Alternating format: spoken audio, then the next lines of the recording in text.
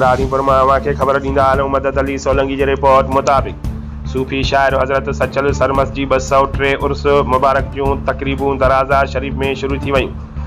वॾे वज़ीर सैयद मुराद अली शाह जी जॻह ते सूबाई वज़ीर सियाहत सक़ाफ़त नवादरात आर्काइज़ सैयद ज़ुल्फ़कार अली शाह उर्स जे तक़रीबुनि जो आगाज़ कयो। सूबाई वज़ीर सैयद ज़ुल्फ़कार अली शाह मज़ार ते चादर चाढ़े उर्स जे तक़रीबुनि जो आगाज़ कयो।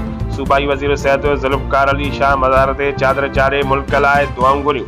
साण से गॾु MPA बैरिस्टर हालार वसान मक़ामी इंतज़ाम खाते जा आफ़ीसर पिणु मौजूद आहे। मेले में परॾेही सियाह ऐं सहाफ़ी पिणु पहुता। सूबाई वज़ीर परॾेही सियाहनि खे भलीकार ऐं अजरकुनि जा तोहफ़ा पेश कया।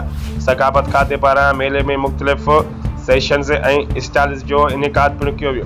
सचल सरमस्त पंहिंजी शाइरी ज़रिए मुआशरे खे बदिलाइण जी कोशिश कई। सचल सरमस्त सूफ़ी अज़म जो प्रचार करे माण्हुनि खे पाण में ॻंढियो।